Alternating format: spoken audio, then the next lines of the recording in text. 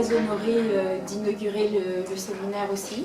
Je suis contente qu'une historienne l'inaugure, quelque part. Suivant le format de ces rencontres, j'ai décidé, oui, alors je vais parler pas mal de ce livre-là, mais pas pour faire la promotion du livre en tant que tel, pour vous expliquer un peu en quoi son contenu finalement veut partager une vision de la santé, puis surtout une vision qui est personnelle, mais qui est assez logique en fait, de l'importance de l'histoire dans la façon ou les façons qu'on a d'aborder la santé, même aujourd'hui. C'est-à-dire, je vais vous montrer à quel point faire de l'histoire, c'est pas complètement déconnecté des réalités de ce monde, au contraire, et que les historiens peuvent avoir une place non seulement pour éclairer un certain nombre de problématiques et de débats, mais vraiment pour participer à ces débats également. En somme, je vais vous parler à la fois de fabrique de l'histoire puis de fabrique de la santé. Donc c'est vraiment à partir de là que je vais revenir. Le titre peut vous paraître peut-être un peu étrange. Je vais essayer de vous l'expliquer brièvement pour introduire mon propos. Premier point, donc, et je viens de le dire, mais j'insiste et j'insisterai beaucoup au long de ma présentation, l'importance de l'histoire avec un grand H, pas des petites histoires et pas des petites anecdotes. Je reviendrai aussi sur ces différences-là. Donc l'importance de l'histoire avec un grand H dans la compréhension de la médecine et de la santé aujourd'hui, dans une approche ouverte, souple, citoyenne, de ce qu'elles sont, de leur mission, de leurs effets, des améliorations qu'on pourrait y apporter au regard du passé. En somme, dans la recherche en santé et dans l'amélioration de la santé des populations. Encore une fois, je pense que les historiens ont un rôle à jouer, pour l'instant qui a été relativement négligeable ou négligé, et c'est là-dessus que je vais me prononcer un petit peu. L'autre chose sur laquelle je voudrais revenir et qui va apparaître en filigrane de ma présentation sur les livres et puis aussi sur les projets sur lesquels je travaille en ce moment, parce que c'est bien de parler de ce qu'on vient de faire, mais c'est aussi, je pense bien, surtout pour le débat, de parler de ce qu'on est en train de faire et ce qu'on veut faire. Donc deuxième point important, le caractère fondamental, et ça va vraiment être la ligne de fond de ma présentation, d'une traduction critique forcément de la relation qui existe, ou des relations, entre médecine et santé, et aussi, lié à ça, la nature profondément sociale et construite de l'une comme de l'autre. La nécessité alors pour ce faire de puiser dans une variété de sources. Alors évidemment, comme historienne, je travaille avec beaucoup de sources, je vais vous en évoquer quelques-unes au fur et à mesure de ma présentation, pour que vous ayez une idée à la fois de la variété des matériaux que j'utilise, la difficulté aussi d'accéder à ces matériaux, de la façon aussi dont on peut les interpréter et les mettre ensemble, pas forcément les confondre en fait, parce que souvent il y a des dissonances aussi entre les sources qu'on a, et c'est un point important sur lequel je reviendrai.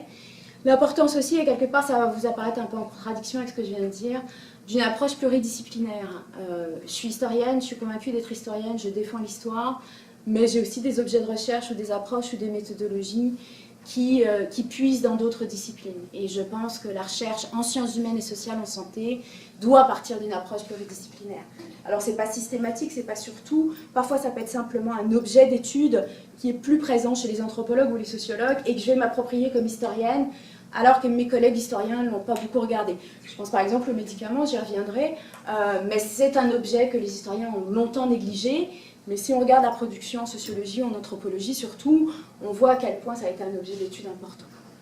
Pour ce qui est de la méthodologie, c'est pareil. Par exemple, moi je fais beaucoup de terrain, je fais de l'observation, je fais des entrevues. Oui, il y a des historiens qui font ça, mais ce n'est pas une nécessité non plus. Et puis quand on voit l'historien, ou quand on imagine l'historien, on le voit plutôt dans des documents poussiéreux et dans les archives. J'en fais aussi, mais j'essaye de multiplier finalement les sources d'information. Le dernier point d'introduction sur lequel je vais revenir, et je vais vous l'expliciter, et ça renvoie au décolonisé, entre guillemets, que j'ai mis dans mon titre, qui peut être abordé d'une variété de façons. Je vais vous donner ma définition à moi. Je pense, et c'était un des objectifs de ce livre que j'ai écrit l'année dernière, enfin qui est paru l'année dernière, c'est vraiment l'urgence d'une approche qui soit globale en santé. Quand je dis globale, je ne dis pas globalisante. C'est une approche qui soit transnationale, qui mette en parallèle et en avant des cas d'études qui viennent du monde entier, selon l'objet qu'on regarde, selon la façon de regarder, et qui surtout n'hésite pas à regarder le Sud et l'ensemble, ou un certain nombre de pays dits du Sud, comme des exemples aussi valables dans leur rapport à la santé et à la médecine que nos propres repères. Et ça, j'insiste beaucoup. Alors, c'est facile pour moi d'insister là-dessus quelque part, et je prêche moi-même une convertie que je suis. Je suis une spécialiste du Vietnam. Alors forcément, le Sud a toujours été au cœur de ma réflexion, mais plus les années ont avancé, plus je me suis rendu compte à quel point il était important pour moi, de sortir du Vietnam, parce qu'au bout d'un moment, on aime bien aussi un peu changer d'espace d'études, puis la carrière fait qu'on regarde d'autres espaces aussi. Le Vietnam, d'ici c'est loin, j'ai pas l'occasion d'aller toutes les 5 minutes. Mais surtout, au fil des années, je me suis rendu compte que de travailler sur le Vietnam m'ouvrait un certain nombre d'horizons, me faisait me poser des questions que les historiens de l'Occident ou centrés sur le continent américain ou l'Europe ne se posaient pas, et qu'il fallait absolument que je fasse ma place aussi, et que je mette de l'avant ces questionnements, certaines méthodologies de recherche, et que j'insiste au final sur l'importance, si tant est qu'on veuille regarder l'évolution de la médecine et de la santé dans une perspective transnationale, de vraiment équilibrer les cas d'études, équilibrer les informations, équilibrer les traductions de la relation médecine-santé, en prenant des exemples un peu dans le monde entier. D'accord ? Évidemment, on ne peut jamais être spécialiste du monde entier, ça n'a pas de sens. Et je reste profondément une spécialiste du Vietnam. Mais dans ce livre, et je vais y revenir, je suis allée chercher vraiment, alors au fil de mes propres connaissances, de mes collègues, des conférences auxquelles je vais, des livres que je lis, je suis allée chercher vraiment des réponses à certaines questions, ou des questions et des illustrations, à la fois en Amérique latine, en Afrique subsaharienne, en Asie du Sud-Est et ailleurs. Et je pense que c'est au moins une des originalités du livre, c'est vraiment d'avoir non seulement cet aspect global, mais de le revendiquer comme une façon de faire l'histoire de la médecine et de la santé. Alors pour revenir sur cette relation entre médecine et santé et comment je l'aborde, je vais donc me permettre de revenir un peu sur ce livre, partant du principe qu'aucun d'entre vous ne l'a lu, sauf ces trois-là parce qu'ils ont été obligés. Je vais aller assez vite, je veux prendre quelques exemples qui sont marquants et qui pourront susciter le débat. Puis après, je reviendrai sur les projets sur lesquels je travaille en ce moment. Vous allez voir des liens entre tout ça. Il y a peut-être des choses qui ne seront pas évidentes. Je répondrai à vos questions à la fin, bien sûr, sans aucun problème. Alors donc, ce livre, je pense que c'est important, et là encore c'est l'historienne qui parle, mais c'est important de revenir sur sa genèse. La raison pour laquelle j'ai jamais eu l'intention d'écrire un manuel. Ça faisait pas partie de ma vision des choses, non pas que c'est pas important d'écrire des manuels, c'est très important d'écrire des manuels, mais je me voyais pas en milieu de carrière avoir l'outrecuidance d'écrire un manuel en disant je suis capable de vous parler d'histoire de la médecine et de la santé dans le monde entier depuis les deux derniers siècles. Mais je me suis retrouvée il y a à peu près 10 ans devant une situation un peu problématique. J'ai un poste en histoire asiatique, donc j'enseigne l'histoire de l'Asie du Sud-Est, de l'Indonésie aux Philippines en passant par le Vietnam, le Laos et j'en passe, avec des grosses classes. Et en parallèle, j'enseigne aussi l'histoire de la médecine. Et je suis la seule à enseigner l'histoire de la médecine dans mon département. Et j'ai eu l'idée un peu loufoque, plutôt que de proposer des cours d'histoire de la médecine très généralistes, genre la médecine en Occident au XXe siècle, j'ai décidé de le prendre un peu par la marginalité et de proposer des cours qui marchent relativement bien par ailleurs. Un sur l'histoire des médecines alternatives, qui attire toutes sortes de gens. Et généralement, la première question qu'on me pose, c'est « Mais vous y croyez, est-ce que ça marche ?» Je vous préviens tout de suite, c'est un cours d'histoire. C'est pas que j'ai pas de point de vue là-dessus, mais c'est pas du tout dans cette direction qu'on va. Et puis l'autre qui est un séminaire de 3e année qui s'appelle Médecine et colonisation et qui donc regarde des expériences de médicalisation dans les territoires colonisés en Afrique et en Asie. Bon, un séminaire un petit peu plus spécialisé, mais surtout dans le cadre du cours d'histoire des médecines alternatives, qui est un cours de 2e année de bac. J'avais des étudiants qui venaient, mais alors vraiment de tous les horizons. J'avais des étudiants en médecine hyper sceptiques, super agressifs. J'avais des étudiants en anthropologie, eux, alors complètement ouverts à l'idée qu'on pouvait travailler sur l'histoire des médecines alternatives. J'avais très peu d'historiens, par ailleurs. Mais ça, bon, ça s'explique parce que j'ai un département où il n'y a pas d'historiens de la médecine, donc on forme très peu d'étudiants en histoire de la médecine. Puis ça, c'est un problème francophone profond, on pourra en rediscuter. Et je me suis retrouvée face à un vrai problème qui était, j'avais pas de texte général, une synthèse, avec laquelle je pouvais dire aux étudiants, bah regardez, pour la semaine prochaine, vous allez me lire ça, puis après on va pouvoir commencer. Et donc à chaque fois que je donnais ce cours-là, les 2, 3, 4, 5 premières séances, il fallait que je retourne à l'histoire générale de la médecine et de la santé au 19e et 20e siècle, parce que sinon le reste n'était pas intelligible. Et donc c'est là que j'ai commencé à me dire, vu que personne n'a écrit ce livre, et on revient encore une fois au fait que la production en français en histoire de la médecine et de la santé est très très pauvre, elle reste encore très très pauvre, et c'est quelque chose dont on pourra discuter avec Alexandre, c'est un grand promoteur de la recherche francophone en santé que j'appuie profondément. Donc j'avais pas de texte en français, et j'avais pas non plus de texte qui justement permettent d'aborder cette histoire de la médecine et de la santé dans une perspective globale telle que je voulais expliciter en début de ma présentation. Alors après moult tergiversations, je me suis dit la seule solution, c'est de l'écrire moi-même. Et j'ai eu beaucoup de plaisir à écrire ce livre. Pour toutes sortes de raisons. Alors évidemment, j'ai été obligée de lire des tonnes et des tonnes de livres surtout, mais comme spécialiste du Vietnam, c'est ça que je fais dans la vie. Je suis toujours obligée d'aller chercher des exemples ailleurs parce que la production sur l'histoire de la médecine et de la santé au Vietnam, je peux vous dire, c'est pas fort. Okay, on est peut-être 3 à travailler sur l'histoire de la médecine et de la santé au Vietnam pour les 19e, 20e. Alors évidemment, on se connaît bien, on partage les mêmes avis. Au bout d'un moment, ça tourne en rond. Donc j'ai toujours lu des choses sur l'Amérique latine, j'ai toujours lu des choses sur l'Afrique, etc. Le fait d'avoir décidé d'écrire ce livre-là, forcément j'en ai lu encore plus. Je suis allée dans des conférences où j'avais pas d'habitude, j'ai parlé à des collègues à qui je parlais pas d'habitude, j'ai pris beaucoup de notes sur l'actualité aussi parce que je voulais vraiment toujours faire ce lien et que mes étudiants soient capables de sentir que cette histoire que je leur proposais, elle avait une résonance actuelle, une résonance sociale, une résonance politique, citoyenne. Pour moi c'est très très important. Et puis finalement, donc, j'ai produit ce livre qui n'est pas très gros, qui n'est pas très petit, mais qui n'est pas très gros, qui a l'avantage de ne pas avoir de notes de bas de page. Ça, c'était la demande express de l'éditeur. Oui, c'est très bien ce que vous nous proposez, mais pas de notes de bas de page. Je vous assure que je me suis fait violence. En général, j'écris des livres de 450 pages avec 3000 notes de bas de page. Donc, ça a été un exercice extrêmement pénible, mais au final, extrêmement libérateur aussi.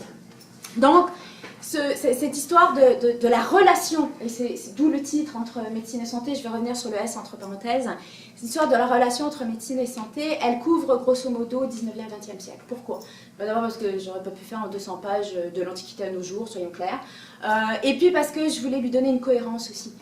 Je voulais vraiment insister sur l'imposition de ce qu'on appelle le modèle biomédical. Alors biomédecine, certains ne l'emploient pas pour avant 1945, moi je l'emploie dans le livre pour des raisons pratiques. Mais je me prononce aussi sur le pourquoi de certaines terminologies. Là dans la présentation, je peux utiliser biomédecine comme je peux utiliser médecine scientifique. Si vous avez des questions particulières par rapport à ça, on pourra y revenir aussi. Mais donc vraiment d'avoir une cohérence temporelle qui me permette d'adresser les bonnes questions, puis surtout d'y répondre de façon à la fois intelligente et nuancée. Donc voilà, c'est ça que ça a donné. C'est donc pas complètement un manuel, c'est plus entre la synthèse et l'essai, parce qu'il y a aussi des aspects très personnels dans la chose. D'ailleurs, j'utilise le jeu de temps à autre. J'utilise des anecdotes qui concernent ma propre vie de chercheur, ou mes étudiants, ou des expériences qui, là encore, devaient permettre aux étudiants de se sentir à l'aise avec le texte et finalement de l'aborder, de le comprendre plus facilement. Le jeu aussi, et puis il n'y a pas que le jeu qui le permet, mais c'est un livre engagé par ailleurs. C'est pour ça que ce n'est pas juste un manuel ou une synthèse, c'est que sur certaines choses, je dis ce que je pense. Et ça peut ne pas plaire à tout le monde. Alors, je n'ai pas encore reçu de message d'insulte, la preuve ultime que personne ne le lit. mais par contre, j'ai reçu des messages de gens qui m'ont dit je suis très contente que vous ayez écrit ça, parce que, entre autres, vous avez mis l'emphase sur les médecines alternatives, le S, c'est ça. Et c'est bien parce qu'il faut susciter le débat sur ces questions-là. Bon, alors je n'ai pas de honte à ce que ce soit un texte engagé, et là aussi on pourra en discuter. Mais ce que je voulais vraiment faire, puis je réinsiste là-dessus, c'était vraiment regarder un éventail de relations entre la médecine et la santé. Pourquoi? Parce que j'aurais très bien pu faire juste une histoire de la médecine globale et pas ce que beaucoup de mes collègues feraient peut-être a priori. Là encore, il y a l'influence de ma propre biographie de chercheur, de mes propres réflexions depuis une vingtaine d'années. Mais ce qui me semblait important, c'était de revenir sur une évidence en fait. Et une évidence que je sentais très très palpable chez certains de mes étudiants, c'est qu'ils étaient incapables de dissocier médecine de santé. Et le système de santé est à l'articulation de ça. C'est-à-dire que chaque fois qu'on leur parlait de santé, ils parlaient de médecine. D'accord? Et chaque fois qu'on leur parlait de médecine, ils parlaient de système de santé. Et donc il y avait cette espèce d'intrication de ce nœud-là qu'ils n'étaient pas capables de défaire. et que je ne voyais pas non plus forcément d'effet dans les histoires de la médecine que je regardais. Alors on pourrait revenir aussi sur c'est quoi l'histoire de la médecine versus l'histoire de la santé, c'est un peu compliqué, puis ça me ferait dévier un petit peu, mais c'était important vraiment pour moi de mettre le doigt sur cette assimilation entre médecine et santé, et de revenir là-dessus, de comprendre pourquoi, puis surtout de défaire ce lien. Et puis, lié à ça, il y avait aussi cette absence de réflexion dans la littérature, dans l'historiographie, sur finalement la nature, l'identité du système médical. Et là je ne parle pas de système de santé, du système médical, de la culture médicale dont on parle quand on parle de médecine moderne, /scientifique, /biomédecine. Et là je le voyais chez mes étudiants, mais je le voyais chez mes collègues surtout. C'est-à-dire qu'ils ne se posaient pas beaucoup la question de savoir, alors d'abord d'identifier la médecine moderne, entre guillemets, comme un système médical, comme une culture médicale, et là je renvoie à des travaux surtout anthropologiques, mais surtout de ne pas se poser la question de savoir où sont les frontières de ce système médical, est-ce qu'il est perméable, est-ce qu'il est imperméable, comment il s'est construit, avec quelles limites, avec quelles frontières, pourquoi, dans quelles conditions politiques, économiques, socioculturelles, ça. Il y avait comme un acquis, hein, que ce système était là, qu'il était prépondérant, monopolistique, et qu'il n'était même pas nécessaire finalement de se poser la question de savoir si tout ça ne pouvait pas être remis en question. Alors ça c'était l'autre chose qui était vraiment importante pour moi. Et lié à ça bien sûr le fait que la production historiographique n'est pas juste en français, hein, en anglais aussi et dans d'autres langues, est toujours très très occidentalo-centrée. Et là on revient à mon obsession pour le Sud et pour le global, c'est que si je mettais d'un côté la pile des livres qui parlent d'histoire de la médecine en Occident, au sens large, et de l'autre une pile de livres qui parlent du non-Occident, ce qui ne veut pas dire grand-chose, mais bon, le reste on va dire, ben, il y avait un déséquilibre même pas visible, il est énorme, il est abyssal ce déséquilibre.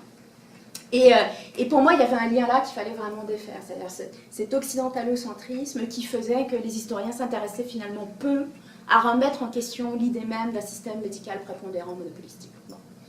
Ah, c'est sûr que de ce fait-là, bah oui, je m'engage sur certains sujets qui peuvent ne pas plaire à tout le monde, mais je pensais qu'au moins d'un point de vue pédagogique, c'était fondamental.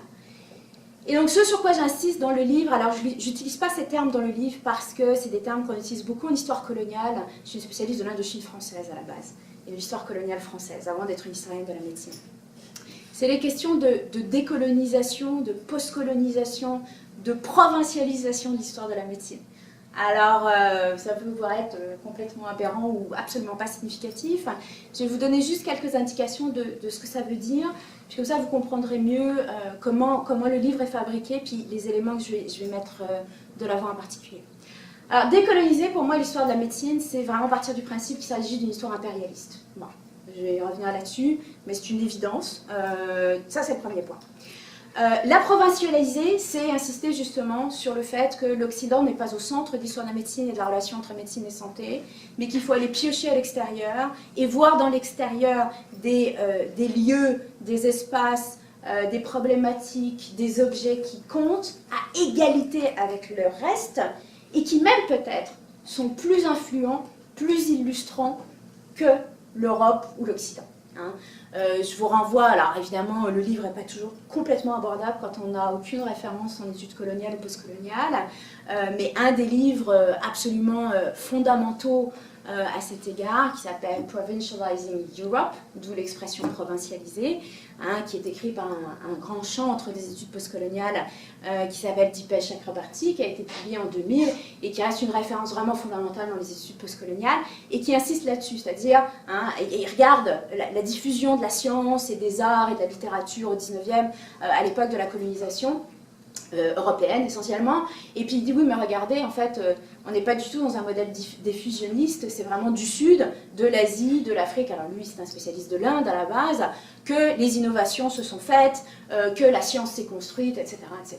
Et donc je reprends cette idée dans le livre en filigrane, mais je veux la mettre de l'avant aujourd'hui. On peut même parler déjà de post-colonialiser la relation entre médecine et santé, justement en essayant de mettre sur un pied d'égalité les études de cas. Puis aussi, et ça c'est quelque chose qu'on voit beaucoup maintenant dans les études postcoloniales et de plus en plus en histoire de la médecine du Sud, hein, c'est vraiment de proposer des réflexions transnationales, c'est-à-dire qui ne se contentent pas d'aller puiser des cas d'études un peu partout, mais qui essayent de forcer les relations transnationales, de se défaire hein, des frontières politiques, géographiques habituelles, et d'essayer de voir aussi comment les connexions, les idées circulent, le savoir-faire, les expertises, etc. Par exemple, ce que ça donne, c'est qu'on travaille de plus en plus sur l'histoire des migrations en santé. Pas juste des médecins qui migrent, d'accord, mais des patients qui migrent, ou des potentiels patients qui migrent, des ouvriers qui migrent, d'accord, et comment leur existence comme ouvriers, comme communauté ouvrière, va avoir une influence, même si elle est parfois très très très difficile à dénicher, sur l'évolution des pratiques de santé, sur l'évolution de la santé même des populations. D'accord, vous me suivez, ça va? Ok. Bon. Autre chose aussi qui est très très important pour moi et qui a vraiment un lien avec tout ça, cette idée de décoloniser, de postcolonialiser, de provincialiser, c'est aussi toujours de me poser la question de savoir si on peut détacher la médecine de la santé. Je ne suis pas en train de vous dire que la santé existe sans médecine, c'est pas du tout ça. C'est que chaque fois que je regarde un objet, puis chaque fois que je l'étudie, j'essaye en fait de regarder la part de la médecine ou des médecines, puisque j'intègre la médecine alternative aussi, j'y reviendrai. Le terme alternative n'est pas très approprié, mais on peut en discuter si vous voulez. Et sur ces questions-là, alors c'est pas juste regarder les expériences de médicalisation, de démédicalisation, de surmédicalisation, etc. C'est vraiment forcer un petit peu plus loin et d'essayer de voir pour chaque thème que je vais aborder, ou chaque problématique, ou chaque débat que je regarde, c'est vraiment de voir la place de la médecine et du médecin dans les discours, dans les pratiques et dans l'articulation entre les discours et les pratiques. Et une des choses qui est fondamentale pour moi là-dessus, c'est de regarder toujours dans tout ce que j'observe, dans tout ce que j'étudie, dans tout ce que j'analyse, la question de l'accessibilité. L'accessibilité pas juste aux soins biomédicaux, mais l'accessibilité à des outils qui vont promouvoir, prévenir la maladie, promouvoir la santé, améliorer la santé. Et ça encore, c'est un truc qu'on voit très très peu dans les historiens de la médecine qui travaillent sur l'Occident. Pourquoi? Parce qu'ils partent du principe que, surtout ici ou en Europe, on a des systèmes de santé publique qui par définition sont accessibles. Mais vous savez aussi, comme moi, hein, que l'accessibilité a toutes sortes de limites, et que ce n'est pas parce que vous vivez dans un système de santé, avec un système de santé dit accessible parce qu'il est gratuit, public parce qu'il est gratuit, qu'il est accessible. D'accord ? Alors, il y a la question économique, il y a la question géographique. Hein, dans le livre, je me penche de temps en temps sur les tensions entre les milieux urbains et ruraux, hein, qu'on oublie aussi souvent, surtout au XXe siècle. Mais la santé en milieu rural, ça veut dire quoi? Et puis, bien sûr, ce sur quoi j'insiste aussi, c'est la dimension de l'accessibilité culturelle. Hein. Alors, les gens qui travaillent sur la santé des immigrants, par exemple, en anthropo, en sociaux, en santé publique, etc., c'est des choses qui leur parlent. Cette idée que c'est bien beau d'avoir accès à des services de santé au sens large, mais si... Alors, il y a la question de la langue, la barrière de la langue. Si on ne comprend pas son interlocuteur, bah déjà on a un problème. Mais si en plus, culturellement, on a des repères, des représentations de la médecine, de la santé, du soin, de la maladie, du symptôme, qui sont différentes de celles du soignant, eh ben, ça peut aussi poser problème. D'accord ? Et ça, c'est des choses que moi j'ai beaucoup travaillé pour le Vietnam au début du XXe siècle, mais qui me paraissent toujours extrêmement pertinentes au jour d'aujourd'hui, au Québec et ailleurs. D'accord ? Donc ça aussi, c'est des choses sur lesquelles je voulais insister. Alors, je vous ai mis juste une espèce de pot pourri des livres qui sont toujours très très fondamentaux pour moi. Je ne vais pas revenir sur chacun. Il y en a sûrement que vous connaissez, mais ça montre justement à quel point les influences méthodologiques, disciplinaires ont toujours été variées, à quel point je regarde ce qui se passe en Asie, je regarde ce qui se passe en Occident, je regarde du côté de Foucault bien sûr comme tout le monde, mais surtout de gens comme René Dubos qui a été beaucoup oublié dans l'histoire de la relation de la médecine à la santé et qui pourtant a des premiers en 1959 avec ce livre à dire wow, c'est bien, la médecine progresse, hein, mais c'est pas sûr que la santé, la progression de la santé, l'amélioration de la santé va venir avec. C'est un livre absolument magistral, si vous ne l'avez jamais lu. Alors je vous ai mis la version originale. René Dubos, c'est un Français d'origine, mais de nationalité américaine. Donc l'ouvrage est paru en anglais, en 1959. Mais je vous le conseille, je veux dire, avant Foucault, avant Illich, avant McKeown, qui sont pourtant des références fondamentales aussi, je vous conseille vraiment cette lecture. En fait, c'est le premier livre que j'ai relu quand j'ai écrit mon propre livre. Donc voilà à peu près où j'en suis. La question de l'accessibilité culturelle et tout ça, forcément, ce qui va avec, c'est que pour moi, c'est toujours très très fondamental de regarder tous les acteurs d'une médicalisation, d'un processus de médicalisation. Alors, vous allez me dire, bah, c'est évident, on ne regarde pas juste les médecins, puis les experts en santé publique, puis les décideurs. Oui, mais j'insiste. Moi, je regarde aussi les patients, je regarde aussi les non-malades, je regarde cet ensemble informe que sont les soi-disant profanes. Je discute aussi la relation entre experts et profanes. Hein, c'est des choses là aussi sur lesquelles on revient beaucoup depuis quelques années, ici et ailleurs. Hein, cette idée qu'il y a une perméabilité entre ce qu'est l'expert et ce qu'est le profane. Ben, c'est des choses aussi que je regarde par la lunette historienne et quand j'analyse mes sources du 19e comme du 20e siècle. Pour essayer aussi d'aller chercher finalement des voies qui sont souvent pas présentes dans l'histoire de la médecine et de la santé, ce qu'on appelle les voies subalternes, pour rester dans le discours postcolonial. Hein, les femmes, par exemple. Hein. Alors, les femmes expertes, on les voit parfois. Alors, les femmes qui ne sont pas expertes, on ne les voit jamais. Les pauvres, les migrants, les enfants, hein, ce genre de choses. Et comment, finalement, tous ces acteurs, tous ces individus, ces communautés, participent eux aussi à la transformation des repères en santé et en médecine. D'accord ?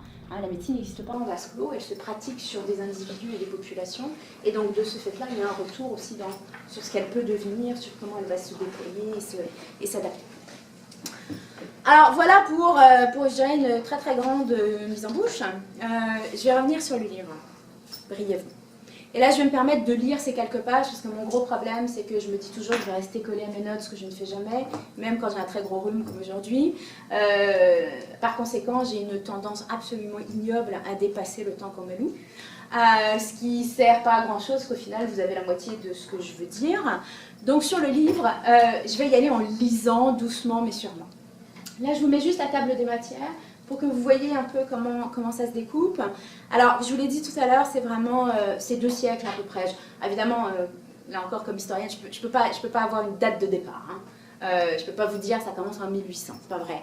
Surtout pour la première partie, là, ce que j'appelle la fabrique d'un système médical, il faut que je remonte un peu plus loin. Hein. Je remonte, alors pas à l'Antiquité, on s'entend, mais je remonte au moins au XVIe siècle. Hein. Et puis les Lumières, la Révolution scientifique, etc. Qu'est-ce que ça signifie donc ces balises, c'est à peu près ça pour le début, puis pour la fin, c'est maintenant, mais pas vraiment maintenant. Je ne fais pas d'histoire immédiate, jamais. Moi, il faut du recul, un minimum, je dirais, de 10, 15 ans, 20 ans, 30 ans, ça dépend des projets. C'est sûr que je fais des liens avec l'actualité, je vous l'ai dit tout à l'heure, et des débats actuels, parce que je pense qu'il faut que ça résonne, mais je ne vous parle pas de l'histoire de la médecine et de la santé en 2005. Ça s'arrête grosso modo aux années 90, ce qui est déjà pas si mal. Bon. Donc une première partie, alors puis par ailleurs tous les chapitres sont à la fois liés, hein, je fais beaucoup de renvois de chapitre à chapitre, mais ils sont aussi indépendants, ce sont des chapitres thématiques. Alors vous avez un fil chronologique de la partie 1 à la partie 3, hein, mais par ailleurs, si vous n'avez pas envie de lire tout le livre, ou pour les étudiants c'est utile aussi, je leur dis, vous regardez tel chapitre, vous pouvez lire un chapitre, et pas les autres, d'accord. Donc ça, je voulais lier là, mais c'était vraiment aussi un des objectifs de l'écriture de ce livre. Donc, première partie est centrée sur la fabrication d'un nouveau système médical qui va s'imposer comme la norme, une norme scientifique à l'échelle du monde. Et d'emblée, j'insiste. Ce que j'appelle l'invention d'une tradition médicale moderne, et j'aime bien associer tradition avec moderne, on pourra y revenir aussi si ça vous gêne. Donc l'invention d'une tradition médicale moderne, et c'est vraiment comme ça que je l'aborde dans toute cette première partie. Alors cette première partie, c'est vraiment la plus classique, la plus attendue des trois, dans le sens où il fallait que je fasse comprendre aux gens qui allaient lire comment santé et médecine en sont devenus à être indissociables, ou presque. Donc, je ne m'attarde pas vraiment dans cette partie sur l'évolution de la pensée médicale et des savoirs sur la maladie. Pas beaucoup non plus sur les institutions qui vont mettre en pratique ces savoirs, accueillir leurs détenteurs, etc. Parce qu'il y a une vraie littérature qui existe, même en français, sur ces choses-là. Donc évidemment j'en parle, mais c'est vraiment pas là-dessus que j'insiste. Par contre, j'y évoque longuement la construction d'une tradition de pluridisciplinarité, parfois chaotique d'ailleurs, qui fonctionne encore souvent sur la base d'essais-erreurs. J'y parle d'une obsession grandissante pour la contagion qui peine à se transformer en science efficace de la prévention, tout en menant à la construction d'un discours ouvertement martial à l'endroit des maladies. Ça, c'est des choses dont vous n'avez peut-être pas conscience, mais c'est encore extrêmement présent à l'heure actuelle. On combat la maladie, on veut supprimer la maladie, on veut l'éradiquer, la maladie. D'accord ? Il y a un discours martial qui est absolument énorme et que je pensais important de déconstruire finalement. Parce que c'est un discours qui est lourd de conséquences. Il alimente quelque part une conviction tenace de la supériorité de l'humain sur la nature et relativise par là même l'intérêt médical pour les maladies non infectieuses et par extension pour le malade patient qui de toute façon ne sait pas ou ne sait plus, à la différence du médecin. De fait, à la fin du 19e siècle, à partir de la fin du 19e siècle surtout, la science de la maladie s'avère plus importante que la prise en charge du malade. Elle peut par là même revendiquer son objectivité et donc son universalité. Dans cette partie, il est donc question aussi d'arrimage entre ces nouvelles normativités, l'État et le médecin en qualité de professionnels supérieurs. Et à partir de là, je décline aussi un éventail de rapports entre savoir et pouvoir, l'expression chère à un grand historien de la médecine qui est Jacques Léonard, et leur portée sur la production des faits scientifiques, comme sur la mise en œuvre des systèmes bientôt publics de santé. J'insiste sur la question de la production des faits scientifiques, dans l'idée qu'on est là aussi face à une construction. Les faits scientifiques, ils ne se produisent pas dans un vide. Ils sont toujours le produit d'une époque, d'un gouvernement, d'une politique, de prise de position idéologique. À l'ère de Trump, on va s'en rendre compte très très vite. Mais c'est une réalité aussi du 19e siècle et du 20e siècle. Ça ne veut pas dire qu'ils n'ont pas de valeur. Ça veut dire qu'il faut les recontextualiser constamment. Et je regarde aussi, bien sûr, comme je vous l'avais promis, cette production des faits scientifiques, puis la mise en œuvre, la médicalisation du Sud, qui s'est entamée justement au moment où la fabrique de ce système médical vraiment s'épanouit, d'ailleurs à partir de la fin du 19e siècle. En fait, la grande originalité de cette partie, c'est de mettre en avant des preuves d'une coproduction entre colonisation, entre impérialisme moderne et médecine-science, pour voir finalement comment cette diffusion, mais aussi cette réappropriation du Sud d'une médecine qui a priori est étrangère, en partie sur certains aspects, eh bien va se faire et comment on va aboutir finalement non pas à une mondialisation dans le sens d'une homogénéisation de la médicalisation au XIXe siècle, mais beaucoup plus à des tensions et à des échanges, à des connexions simultanées qui vont par là même aussi transformer ce modèle médico-sanitaire qui est le nôtre et qui est devenu celui quelque part du monde entier, au moins dans les discours et au moins en théorie. Dans la pratique, et je viens dans la pratique dans les parties 2 et 3, c'est des choses un peu différentes. Par exemple, alors il n'y a pas d'illustration dans mon livre, mais je voulais que vous voyiez un peu les sources que j'utilise ou que j'ai pu utiliser. C'est pas évident ce que c'est, alors je vous ai mis une légende. Ça vient des archives nationales d'outre-mer à Aix-en-Provence en France. Et c'est un des premiers laboratoires de répression des fraudes alimentaires et médicamenteuses qui existe dans l'Empire colonial français dans les années 1930. Alors c'est un peu, ça vous paraît peut-être très très pointu ce que je suis en train de vous dire. Ce qui est important pour moi dans cette image, c'est quoi? C'est de voir que les laborantins, les gens qui manipulent, les gens qui font les tests, les gens qui travaillent à l'évolution de la science, ce sont des Vietnamiens, et ce ne sont pas des Blancs. D'accord ? Et donc c'est de regarder aussi comment finalement cette réappropriation par le Sud de la science et de sa fabrication s'est faite et quel effet ça va pouvoir avoir sur la médicalisation mondiale. Évidemment, ce n'est pas pour vous dire que les Vietnamiens vont réussir à imposer leur vision de la science quand ils vont travailler dans ces laboratoires-là. C'est beaucoup une histoire de tension, c'est beaucoup une histoire de subalternisation, on est d'accord là-dessus. Mais reste que je pense qu'il est vraiment important au moins de les mettre de l'avant et de montrer que c'est des choses qui ont été possibles. Alors, la deuxième partie du livre, elle, s'arrête sur plusieurs lieux phares d'application de cette norme. Finalement, on part du discours, on en arrive à la mise en application et aux pratiques qui y sont associées, qui s'est vraiment imposée au XIXe siècle, au moyen donc d'une science reconnue, d'experts, d'institutions, de lois, de systèmes de santé bientôt publics, etc. Cette partie, elle scrute d'abord la médicalisation d'actes, de comportements et d'individus ou de communautés entières, au-delà souvent de marqueurs pathologiques, révélant une science médicale plastique, élastique, dilatée, mais parfois dirigée par des intérêts autres que sanitaires. Les gens qui travaillent en médicalisation ou sur la médicalisation et le contrôle social associé à la médicalisation vont se retrouver beaucoup dans cette partie-là. Mais pour les historiens, c'est des choses qui ne sont pas complètement nouvelles, mais qu'on n'a pas forcément l'habitude de traiter comme ça. Alors, le chapitre 4, le premier de cette partie-là, intitulé « Sexe, genre et médicalisation », c'était bien sûr un incontournable. Je ne suis pas du tout une spécialiste de la santé des femmes, mais il était évident pour moi qu'un livre comme ça devait avoir un chapitre sur la santé des femmes. Et parler de contrôle sur les corps féminins, bien évidemment. d'une domination masculine, de violence plus que symbolique, etc. C'est des choses que vous savez, mais que d'un point de vue historique, on met peut-être, il y a une littérature là-dessus, mais qu'on ne met peut-être pas en évidence là encore à l'échelle du monde et de certaines dimensions qui sont parfois très très contradictoires. La façon dont la médecine a cherché à s'imposer sur le corps féminin. Alors je parle beaucoup de l'évolution de la pédiatrie, par exemple, comme science très imparfaite. Des regards qui sont portés sur l'allaitement, sur la nutrition, etc. Et comment ça évolue de façon pas forcément linéaire d'ailleurs. Donc c'est quelque chose de très intéressant parce que ça nous permet de comprendre un petit peu mieux pourquoi, souvent comme femme à l'heure actuelle ou comme mère à l'heure actuelle, on peut être complètement déboussolé par le discours médical à notre endroit, qui change toutes les 5 minutes. Hein. Faut manger ci, faut pas manger ça. Puis la semaine prochaine, il faudra manger ci, puis pas manger ça. D'accord? Et bien c'est des choses qui, en fait, depuis le 19e siècle, dominent complètement le discours et rendent prisonnier, finalement, la femme mère ou future mère, avec des conséquences, hein, là encore, en termes de contrôle, de médicalisation, qui sont quand même extrêmement importantes, à mon avis, à regarder.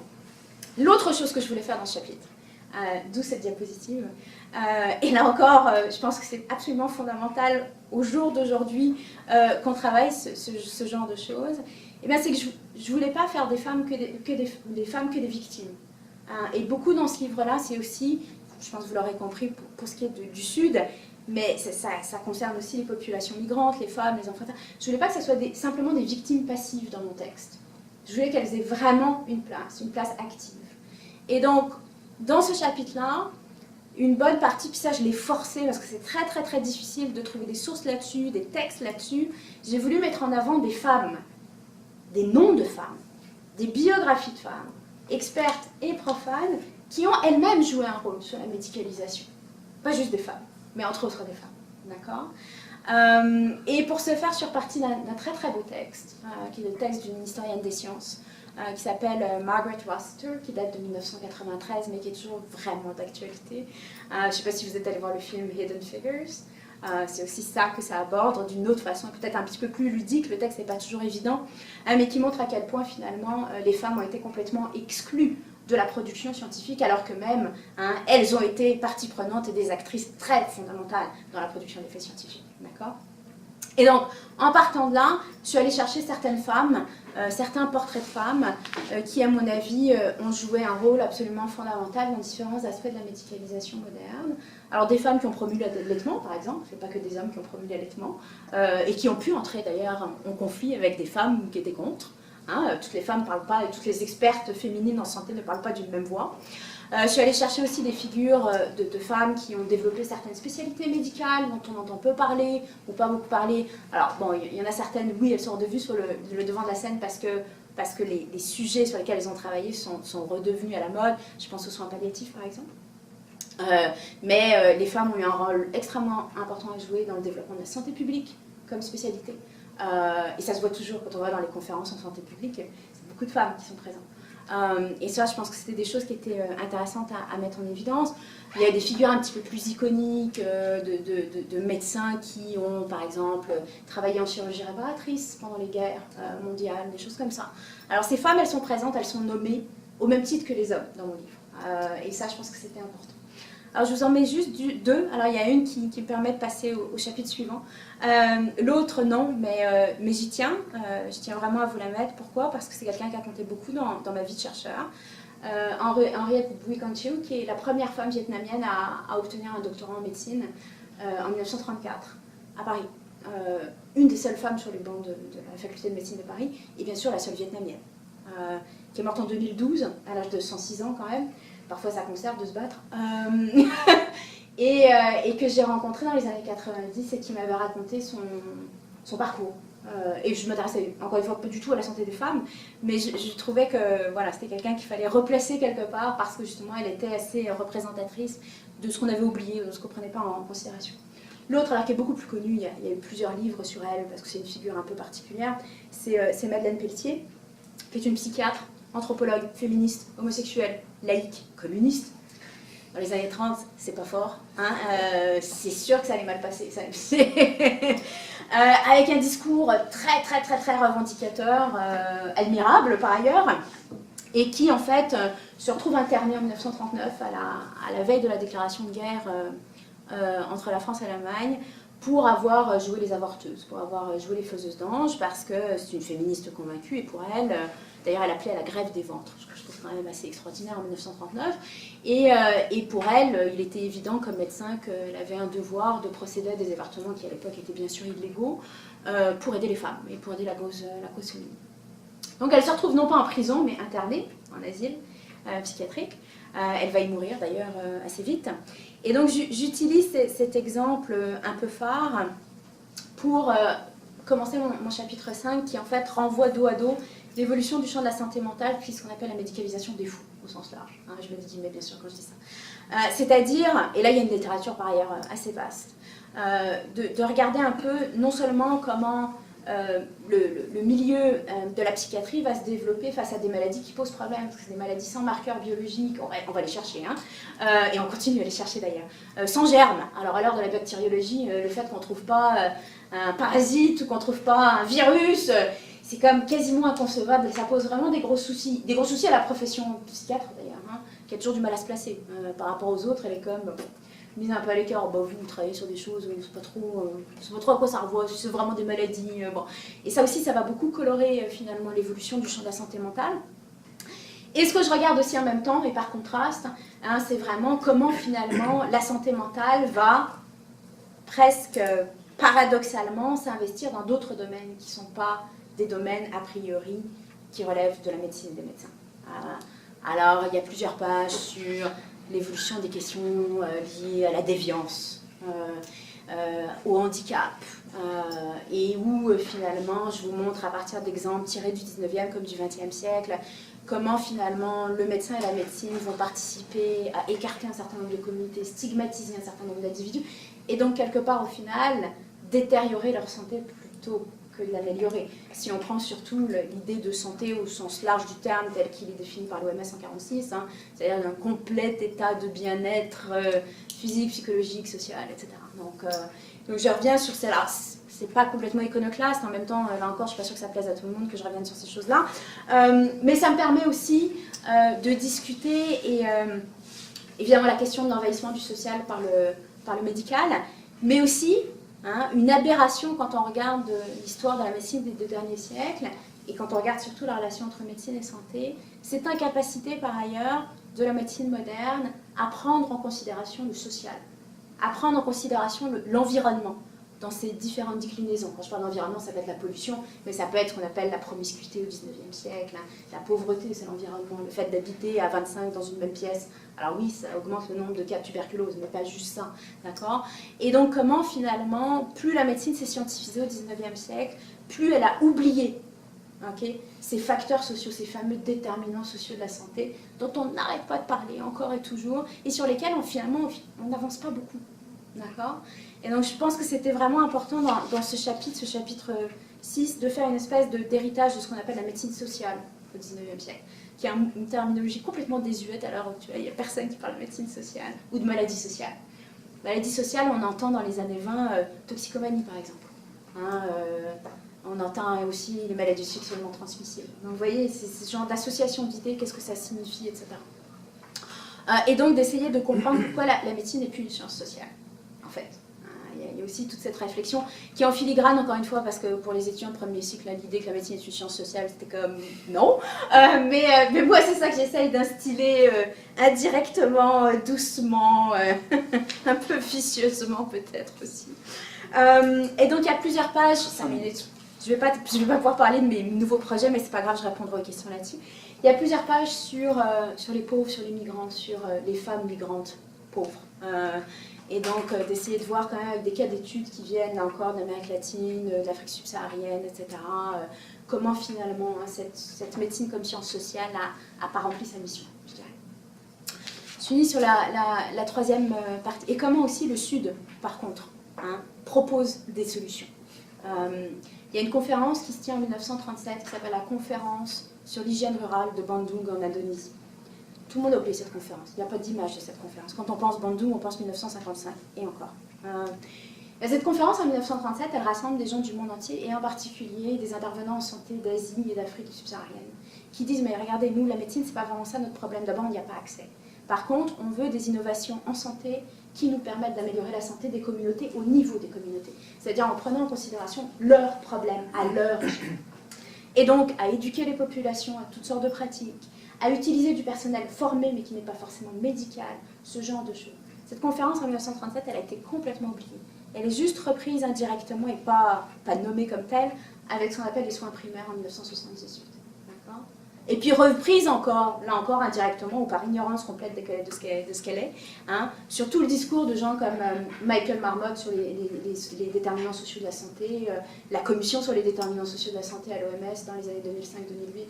Alors on a comme un siècle là où on répète toujours la même chose, il n'y a pas grand chose qui se fait. Et donc c'est sur ça aussi que je voulais revenir. Alors, la troisième partie, je vais faire super bref. La troisième partie, c'est vraiment répondre à une question qui est très très très simple.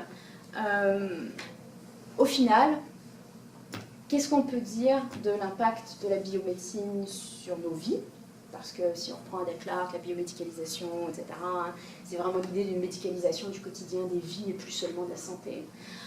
Qu'est-ce qu'on peut dire là-dessus? Quel est cet impact? Est-ce qu'il est différencié? Et surtout, encore une fois, quel est l'apport, qui est très très variable, des individus, du commun des mortels, des subalternes, des gens sans nom, des profanes, dans ce processus-là.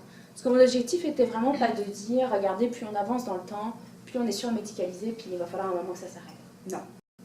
Mon objectif, c'était vraiment de dire, je veux regarder comment, dans cette espèce ce qui apparaît comme une progression, après tout, là, je ne sais pas jusqu'où ça va aller non plus, mais je prophétise jamais, mais comment, hein, finalement, les repères des individus et des collectivités par rapport à leur santé et à la médecine ont joué, finalement, dans cette vision qu'on a de la surmédicalisation, du contrôle social, etc. Alors, c'est la partie que je préfère. Pourquoi? Parce que j'y parle médecine alternative et je reviens sur l'histoire même du concept d'alternative. Qu'est-ce que ça signifie? Pourquoi on parle de médecine alternative ou pourquoi on parle de médecine douce, de médecine traditionnelle aussi, toutes sortes de concepts qui sont très très lourds et très historiquement connotés et qui me semblaient indispensables de regarder. Et de me poser la question de savoir dans quelle mesure, finalement, il y a une perméabilité entre les systèmes médicaux dont on parle. Si on parle du principe que la biomédecine est une culture médicale ou un système médical, est-ce que ces autres médecines dites alternatives jouent un rôle? Comment elles le jouent? Comment les patients, les consommateurs de soins, etc., jouent un rôle, finalement, dans l'imbrication possible de ces systèmes-là? Je reviens sur des choses qui plaisent beaucoup aux étudiants. Les méchants, les charlatans, tout ça. Mais bon, évidemment. Revenir sur ça en disant non, attendez, on va arrêter de parler charlatan, puis je vais vous expliquer l'histoire de la façon finalement comment la biomédecine a dénommé, a identifié, a posé des caractéristiques face à ces autres thérapeutes et à quel point ça a eu une incidence aussi sur la santé et sur l'accessibilité aux soins de santé. J'y parle d'automédication, par exemple, c'est un sujet qu'on n'utilise pas beaucoup ou qu'on n'étudie pas beaucoup en histoire, souvent parce qu'on n'a pas de source. C'est vrai, parler d'automédication, c'est très bien, mais si vous n'avez pas de preuve que l'automédication existe, pour un historien, c'est assez problématique. J'y parle de refus de la vaccination, qui est le gros projet sur lequel je travaille en ce moment, et sur lequel je pourrais revenir si vous avez des questions, dans l'idée de démystifier complètement les refus de la vaccination, surtout à l'heure actuelle, c'est un sujet bien chaud. Et là, c'est vraiment, je suis dans une ambition politique très très claire depuis quelques années avec ce projet-là, où vraiment je vais faire comprendre non seulement que les historiens ont des choses à dire là-dessus, mais surtout que les historiens peuvent arriver à faire comprendre aux décideurs en santé, aux experts en santé publique, aux médecins, que continuer de taper sur les gens qui refusent la vaccination, ça ne va pas faire avancer les choses publiques, et que deux, ce qu'on pense être des refus de la vaccination ne sont pas forcément des refus de la vaccination. Et donc il faut absolument contextualiser les pratiques des individus et des collectivités à l'endroit de la vaccination sur le long terme pour chaque maladie et pour chaque vaccin, pour vraiment avoir une idée précise et valable de ce qui se passe quand on parle de refus de la vaccination ou quand on parle d'éclosion de maladies infectieuses et qu'on les associe d'emblée à des gens qui ne vaccinent pas parce que c'est facile. D'accord ? Donc ça, c'est l'aspect politique de la chose. Je peux y revenir, c'est vraiment le projet qui me tient à cœur. Là, il est dans le livre en dernier, je vous dirais, mais j'y travaille beaucoup depuis 3-4 ans. avec des hauts et des bas, parce qu'il faut gérer les autres, et les gens en santé publique avec lesquels je travaille, et les médecins, et qui ont bien du mal à non seulement concevoir que comme historienne, je puisse avoir quelque chose à dire là-dessus, mais surtout, je leur dis pas la même chose qu'eux. Et ça, je dirais que c'est le gros challenge de ma vie de chercheur et de chercheur engagé ces derniers temps, c'est vraiment d'essayer de faire un peu changer les choses là-dessus. Alors, j'ai pas le temps, mais mon gros projet, c'est de travailler en fait au final sur une histoire globale de la rougeole, parce que je travaille sur les refus de la vaccination de la rougeole, forcément. Wakefield, Trump, vous avez tous entendu parler de ce qui se passe en ce moment avec ça. Et donc je vais en arriver au final, à partir de cette question des refus de la vaccination, à écrire une espèce d'histoire alternative de la rougeole au XXe siècle. Une histoire globale de la rougeole aussi. Parce que c'est une maladie dont personne on parle toujours des refus de la vaccination de la rougeole, mais on ne parle jamais de la rougeole. Ce qui me semble être assez problématique. En tout cas, je vais m'arrêter là. Merci beaucoup. Ma première question, tu l'as expliqué, mais ce serait juste pour avoir une précision, en fait, si tu peux nous dire un peu plus sur est-ce qu'il faut avoir une conception, en fait, de l'histoire de la santé ou de l'histoire de la médecine, c'est-à-dire par des révolutions qui succèdent, par des régimes de savoir, par... on a compris que le modèle diffusionniste te plaît pas trop.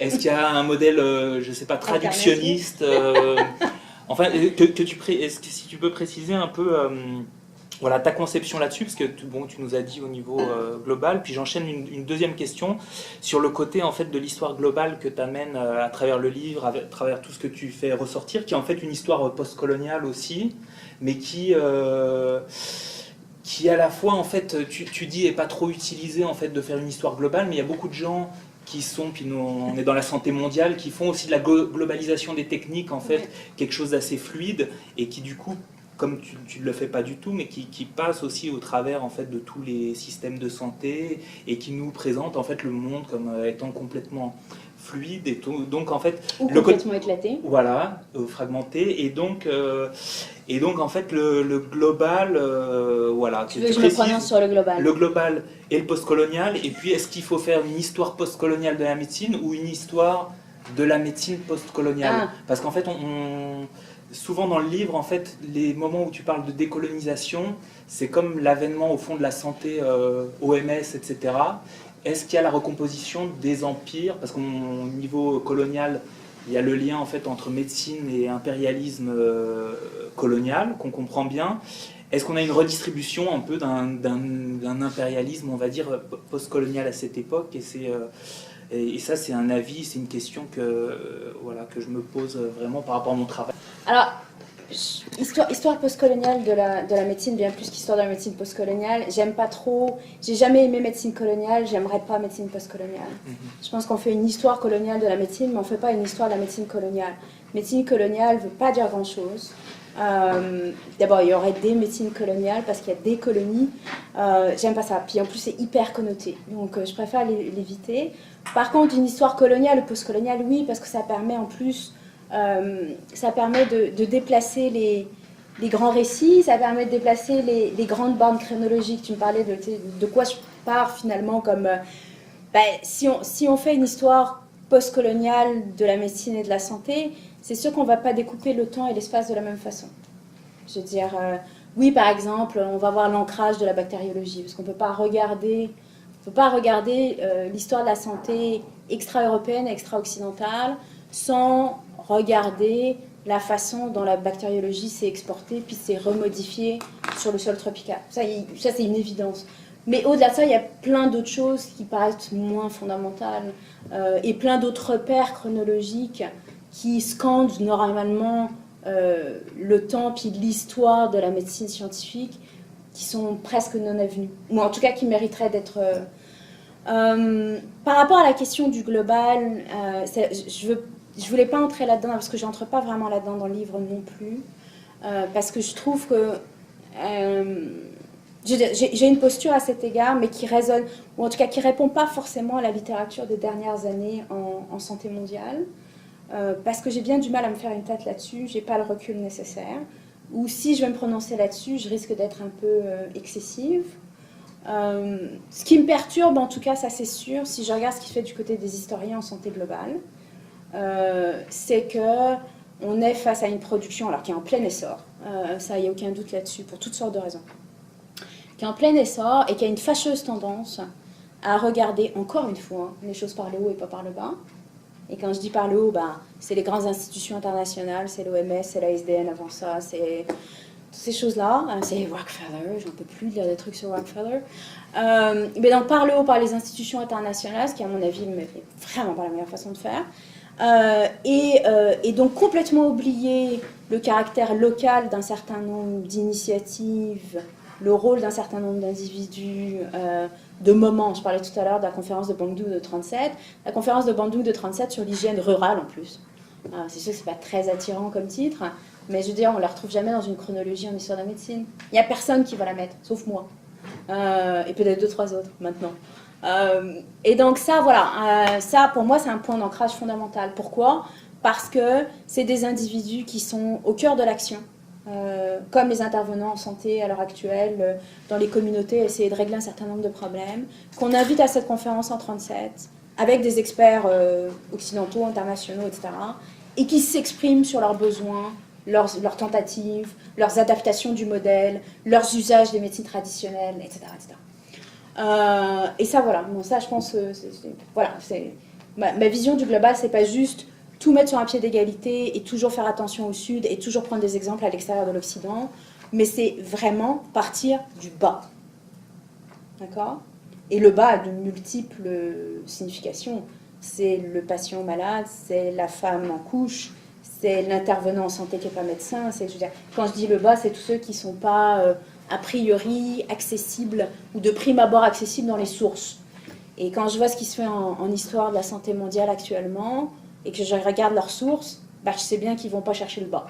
Parce que qu'est-ce qu'ils font ? Puis je les comprends, parce que c'est la façon la plus simple de le faire aussi.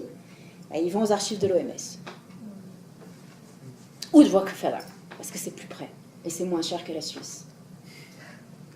Bon, j'exagère un petit peu, mais c'est globalement là où on en est. Par ailleurs, et l'autre tendance, c'est juste pour... Là, je ne parle pas de santé mondiale, je suis toujours en histoire de la santé globale qui est en pleine effervescence. Ce qui me chiffonne aussi beaucoup, c'est comme c'est à la mode, beaucoup ou quelques historiens commencent à travailler en histoire de la santé globale, ou globale de la santé, on revient toujours à cette qu'est-ce qu'on doit utiliser, histoire globale de la santé, allons-y avec ça, et qui n'ont absolument aucune expérience du global. Et quand je dis expérience du global, aucune expérience du non-occidental. Et alors ça me tue. Alors, on peut me dire à moi, ouais, mais toi maintenant tu travailles sur des trucs sur le Québec, de quel droit ? C'est vrai. Mais au moins j'y vis depuis un certain nombre d'années. J'en ai au moins l'expérience au quotidien, l'expérience des sources, l'expérience de l'enseignement, l'expérience de mes collègues. Pour ceux qui travaillent en histoire globale de la santé, puis qui décident, qui vont aux archives de l'OMS, puis qui s'arrêtent là pour parler de l'évolution des repas en santé en Afrique subsaharienne ou en Asie du Sud-Est, ça ne va pas le faire. En tout cas pas pour moi. Voilà. Ça te va ? Ok. Merci. Est-ce que tu avais fini ? Non, mais je suis sûre qu'il y en a d'autres. C'est sûr. Alexandre, peut-être, je te laisse te présenter en 2 mots. Ah, pardon, oui. Alexandre Klein, donc je suis philosophe et historien de la santé. Là, je travaille sur l'histoire de la psychiatrie québécoise au XXe siècle. Et j'anime un réseau de recherche qui s'appelle Historien de la santé. Et c'est pour ça que ça me fait plaisir de parler avec Laurence de son livre. Parce qu'évidemment... C'est très incestueux, vous avez remarqué. Ouais. Hein. On est tous dans les mêmes trucs. Mais pas tant que ça non plus. Puis c'est pour ça aussi que je suis content qu'on ait l'occasion d'en parler. Je t'en prie, ça me fait plaisir aussi. Parce que, et je vais le dire pour tous les non-historiens de la santé, s'il y a un livre qui fait à peu près bien la job pour présenter des choses qui sont quand même sues, qui sont accessibles, mais souvent dispersées, c'est celui-là.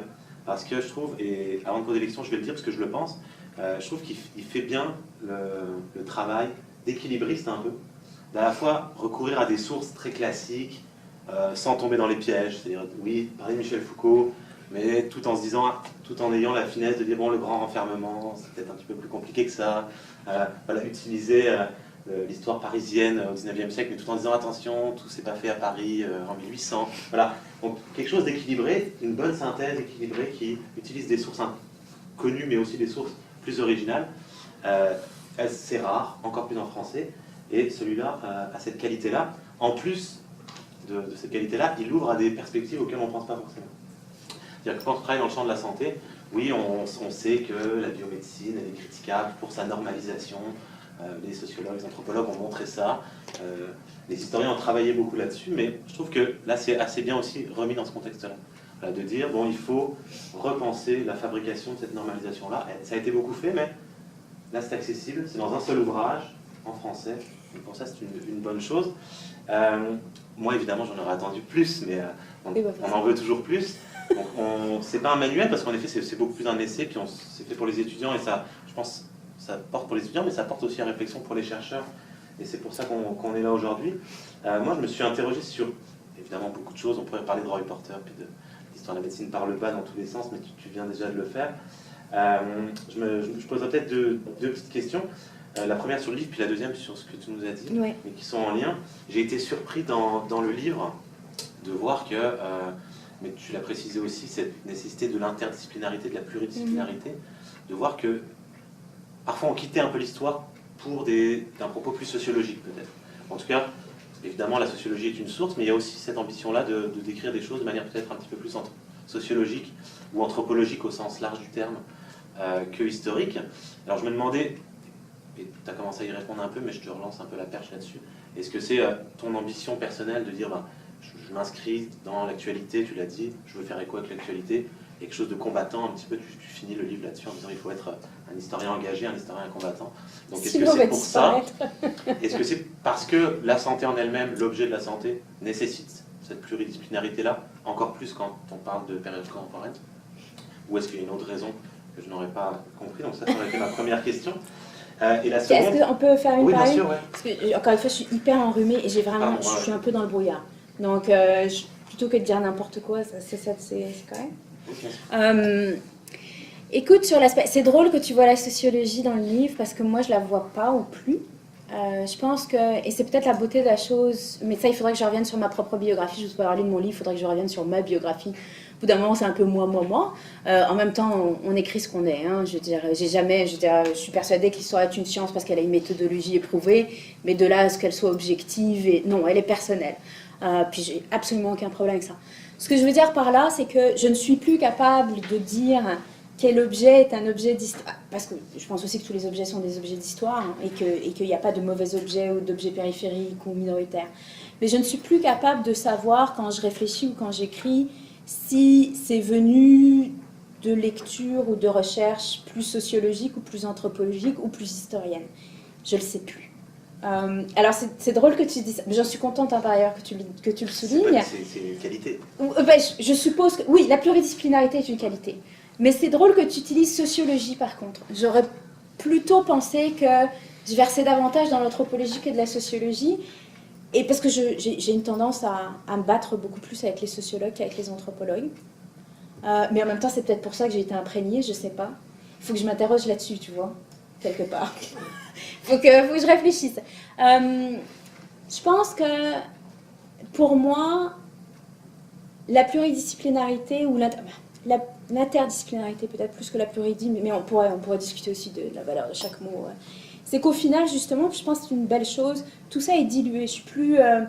je suis très à l'aise à aller faire des entrevues et de l'observation participante pour récupérer des sources que je n'aurais pas par un autre biais, tout en sachant très bien que ce n'est pas normalement des choses que je suis censée faire comme historienne. Mais quand j'étais en postdoc, j'ai travaillé comme coordonnatrice de recherche sur des trucs sur la consommation de médicaments des personnes âgées. Hein, Marie, tu te souviens de ça? C'était pas mon champ. Hein. Moi, je venais de l'histoire coloniale du Vietnam, fin 19e, début 20e. J'ai appris sur le tas. Pareil pour l'anthropo. L'anthropo, c'est peut-être plus naturel parce que, comme historienne du Vietnam, il y a plein de sources qui n'existent pas ou plus, ou qui sont difficilement accessibles. Je vous en mets une là pour vous. Alors, je ne sais pas si vous avez regardé la diapo. Je peux revenir sur cette diapo, mais donc il fallait faire du terrain. J'ai toujours fait du terrain. J'ai toujours appris le Sud en étant au Sud. Alors évidemment, quand on habite au Québec, l'Asie du Sud-Est, c'est pas drôle. C'est loin. Mais j'y tiens. Donc j'y suis au moins une fois par an. Pas forcément au Vietnam, ailleurs en Asie du Sud-Est, parce que j'ai d'autres activités. Mais donc voilà, ça joue forcément sur ma façon de faire, même si je ne crois pas avoir complètement structurer une démarche qui serait la mienne, si tu veux, en disant ah bah je vais chercher telle source, puis je vais les aborder de telle façon, puis ça va me permettre Non, parce que je pense qu'en plus, comme historien, c'est un processus itératif toujours, tu le sais. On va voir des sources, on réfléchit, on va voir d'autres sources qui nous font réfléchir à autre chose. Et c'est tout le temps en progression, en évolution. Mais avec au cœur de ça, plus que des approches particulières ou qu'une méthodologie particulière, bien que pour certains les sources soient la méthodologie en histoire, ou alors on refuse de dire que les historiens ont une méthode. Mais je pense que c'est toujours les sources qui me remettent à niveau, c'est-à-dire qui me permettent de vraiment réfléchir à qui je suis. Mais la variété des sources fait que je suis plus non plus totalement capable de savoir qui je suis. En fait, c'est ça et le rapport avec l'actualité, le présent, je pense que ça part d'un engagement politique d'abord et avant tout. Plus que... c'est difficile à... Mais politique dans le sens où j'ai toujours été obligée de me justifier comme historienne de l'Asie du Sud-Est, travaillant sur la santé coloniale. Et encore une fois, c'est vraiment un tout petit milieu. De me justifier, mais pourquoi tu fais ça? Pourquoi tu travailles là-dessus? Comme si c'était une aberration absolue. Et donc tout le temps, depuis mes études doctorales, mais pourquoi un tel sujet? Pourquoi si marginal? Ben non, c'est pas marginal, puis ça a une résonance. Et donc toujours j'ai été obligée de me justifier là-dessus. C'est important pour les soins au Vietnam à l'heure actuelle. C'est important pour comprendre la place des médecines dites traditionnelles. C'est encore tout le temps. Et donc j'ai peut-être arrêté de le faire à un moment donné en restant sur des projets très ciblés, Vietnam avant 45, etc., pour un peu me replonger dans l'histoire pure et dure, pour finalement me rendre compte que c'était pas moi. Il fallait que j'aie cette espèce de revendication et puis que plutôt que de me la faire imposer par les autres, j'allais me l'approprier. Et donc j'en avais marre qu'on arrête, je voulais qu'on arrête de me poser la question, oui mais pourquoi? Puis pourquoi faire? Je supporte plus. On ne pose pas cette question aux sociologues et peu aux anthropologues. Mais les historiens, oui mais c'est pourquoi faire? Maintenant oui, je sais. Mais moins qu'à nous, nous c'est systématique. Et donc je voulais pas qu'on arrête de me poser la question parce que je pense qu'on n'arrêtera jamais de la poser. Et avec ce projet sur les refus de la vaccination, on n'arrête pas de me la poser. Mais je voulais prendre les devants en disant, regarde, c'est ça que je fais, puis je vais vous dire exactement pourquoi je le fais, puis pourquoi ça a de l'importance. Voilà. Donc ça paraît un petit peu naïf quelque part, mais en même temps c'est vraiment ça. Et ça a fait qu'au final, oui, je travaille sur des projets qui de toute façon m'obligent à insister sur cette résonance, cette dimension actuelle. Je n'ai pas choisi par hasard de travailler sur les refus de la vaccination. C'est un concours de circonstances. C'est drôle parce que mon premier article en 1995, c'est sur la vaccination au Vietnam à la fin du 19e siècle et les refus de la vaccination au Vietnam. Donc c'est toujours quelque chose qui m'a interpellée. Mais en même temps, c'est aussi parce qu'on est dans le milieu dans lequel on est. Et si je veux des subventions de recherche, puis soyons clairs, il semblait depuis quelques années que même de proposer un projet d'historien, parce que c'est un projet d'historien dur, on est 2 historiennes à travailler là-dessus, juste nous, on pouvait avoir de l'argent des instituts de recherche en santé du Canada. Ça n'a pas manqué du premier coup. Parler de refus de la vaccination, qu'on soit historienne et qu'on leur dise qu'on allait regarder la multifactorialité, puis peut-être le fait que les refus n'étaient pas des refus. Je suis sûre qu'ils n'ont même pas lu. Ils ont vu refus de la vaccination. Waouh! Et c'était parti.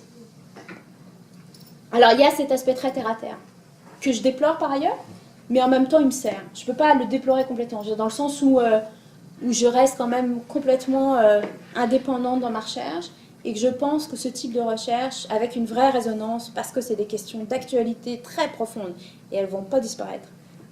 Et là encore, l'élection de Trump, il ne faut pas les faire disparaître, au contraire.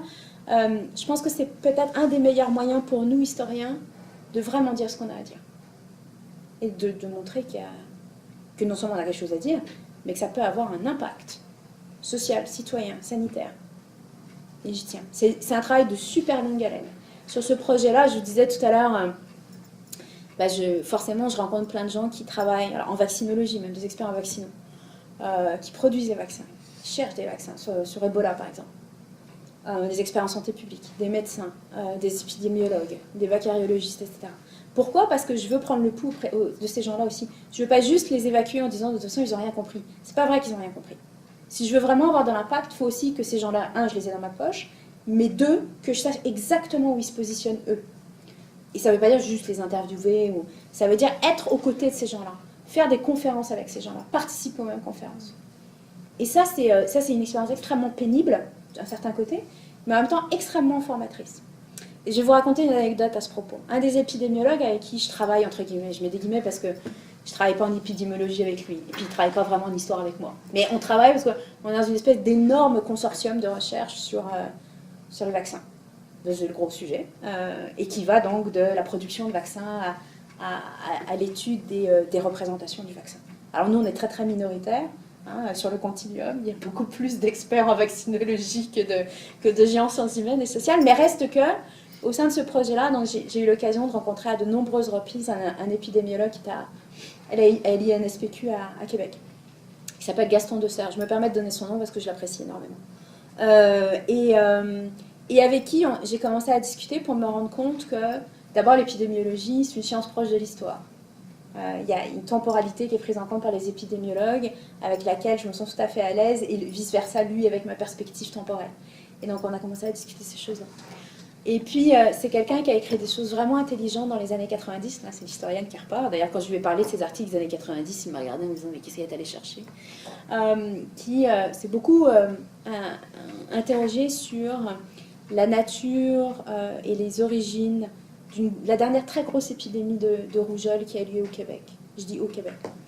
Québec et Montréal essentiellement, mais c'est plus de 12 000 cas en 89.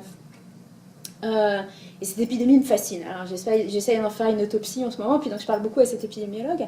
Et il a écrit des textes qui sont complètement marginaux dans la littérature en santé publique, où il remet complètement en cause les traductions de l'épidémie que ses collègues épidémiologues avaient données à l'époque. Avec une violence au final, dans le débat par revue en santé publique interposée, absolument fascinante. Et donc, je le rencontre, puis j'essaye de comprendre un peu plus comment il fonctionne. Et au final, je comprends ce qu'il me dit sur l'épidémie. Même si je n'ai pas l'expérience d'épidémiologue en 89, je comprends exactement sa démarche et là où il va en venir. Je comprends aussi qu'il a une volonté sociale et citoyenne de mettre le doigt sur des déterminants qui ne sont pas ceux qu'on met d'habitude. Je comprends aussi que même comme épidémiologue, lui-même est le fruit d'une pluridisciplinarité, de sa propre biographie. C'est quelqu'un qui travaille dans le Sud, qui travaille en Afrique quelques années. Et donc avec une vision particulière, ce qui n'apparaît pas a priori dans ses textes. Et le dernier point qui m'a absolument fasciné dans nos rencontres, c'est qu'une fois je le rencontre à l'INSPQ dans son bureau. Un bureau, vous imaginez comme tout bureau de chercheur, en tout cas le mien, c'est le cirque. Mais avec des archives absolument formidables. Archives dans le sens vieux documents, là, tout simplement. Et moi, évidemment, des formations professionnelles obligent. Moi, ça a regardé partout. Je me dis, mon Dieu, que j'aimerais passer quelques heures là-dedans. Et très gentiment, il me dit, sur l'épidémie 89, j'ai plein de dossiers. Ah, moi aussi. Tout ce que je trouve pas dans les archives, ou que je trouve pas avant, parce que... Vous savez, commence à me sortir des trucs. Et puis, avec aussi cette curiosité encore pour l'épidémie 89, en me disant, ah ouais, je me souviens plus qu'on avait dit ça, puis à me sortir des... Alors voilà, pour répondre finalement à ta question en 3 mots, cette espèce de dilution constructive, j'en suis plus complètement consciente et je pense que c'est ça qui est bien. Voilà. Je vais garder, on va passer. Voilà, si ça t'embête pas, parce qu'il est déjà 6h25. Alors je voulais juste, parce que j'avais pas fini mes diapos évidemment, parce que j'ai pas fini mon topo, mais ça c'est le genre, alors je viens de parler de sources un peu inattendues chez cet épidémiologue à Québec, ça c'est le genre de document, surtout à gauche, avec lequel j'ai travaillé quand j'ai travaillé sur l'histoire du médicament au Vietnam des années 1900 à 1940, qui est le livre que j'ai écrit avant celui-là. Et donc, juste pour vous donner une idée de la complexité de la tâche, bon d'abord c'est écrit en vietnamien. La première chose c'est que quand on travaille sur le Vietnam, il faut parler vietnamien. Puis il faut lire le vietnamien des années 30 qui n'est pas le vietnamien d'aujourd'hui. Et ça, j'ai trouvé ça, c'est une publicité pour un médicament qui s'appelle la calmine, qui n'est pas un médicament vietnamien, qui est un médicament français. Bien sûr parce qu'on est dans le contexte de colonisation et donc le médicament français pullule. Et c'est un médicament qui sert à calmer les nerfs. Et en fait qui sert à traiter ce qu'on appelle la neurasthénie au XIXe siècle, dont je parle dans le livre. Et qui permet en fait de se faire une idée un petit peu plus aussi, par la même occasion, en tout cas c'est moi qui le dis, de l'environnement social, de la transformation des repères de la population vietnamienne urbaine au moins, et éduquée dans les années 30.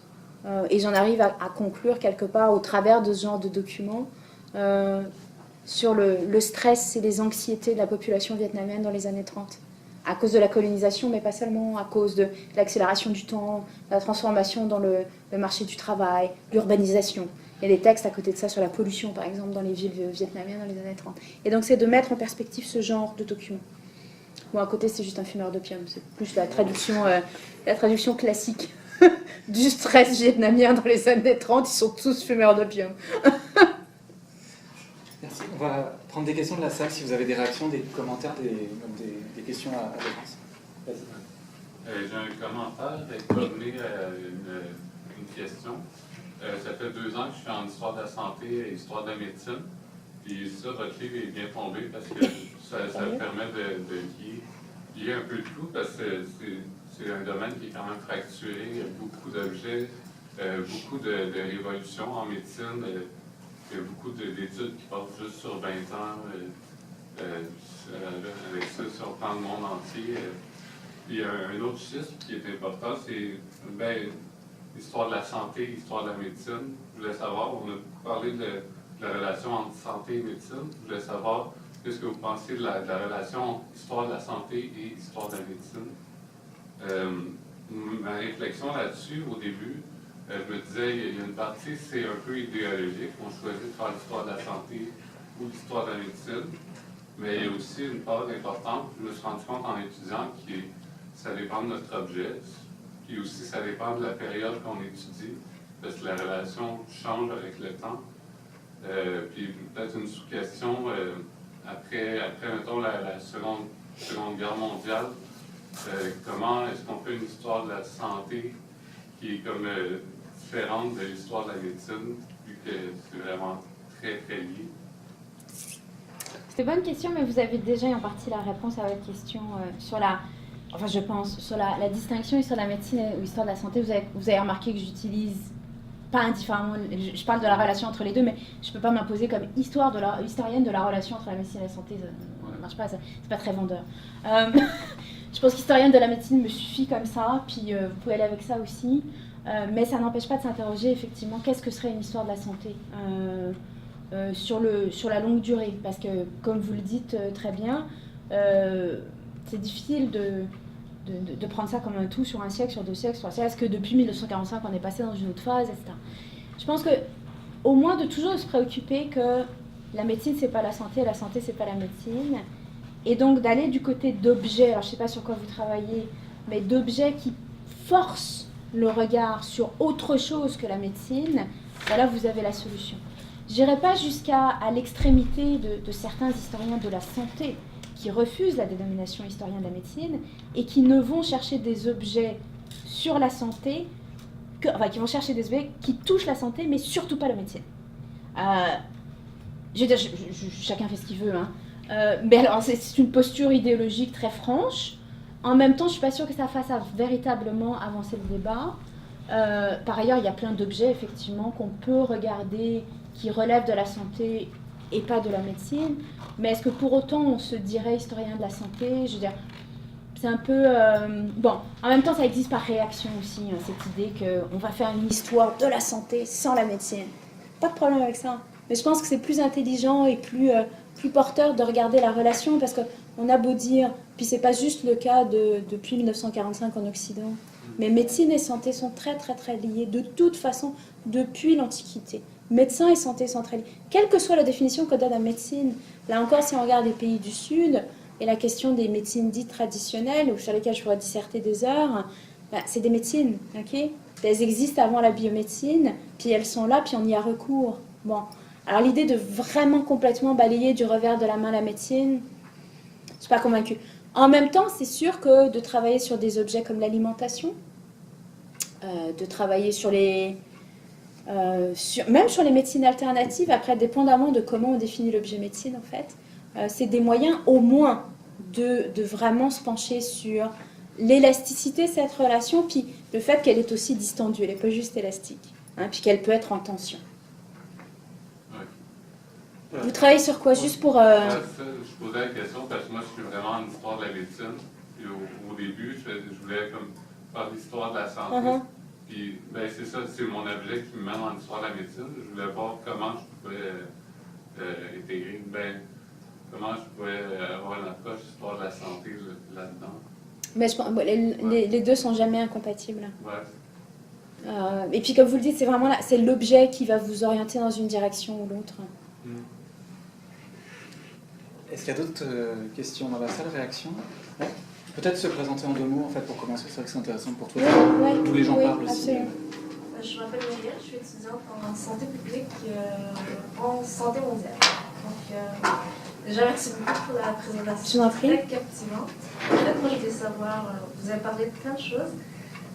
Comment on peut déconstruire, pas éliminer parce que je pense que c'est impossible, on peut faire, déconstruire l'hégémonie de la place de la médecine moderne. Tu peux prendre 2 secondes pour y Waouh. réfléchir. Non, mais c'est une excellente question. Mais alors, déconstruire à quel niveau? Parce que en fait, il y a plusieurs niveaux. Alors, on peut la déconstruire dans les textes, c'est-à-dire dans la réflexion intellectuelle, dans la démarche intellectuelle.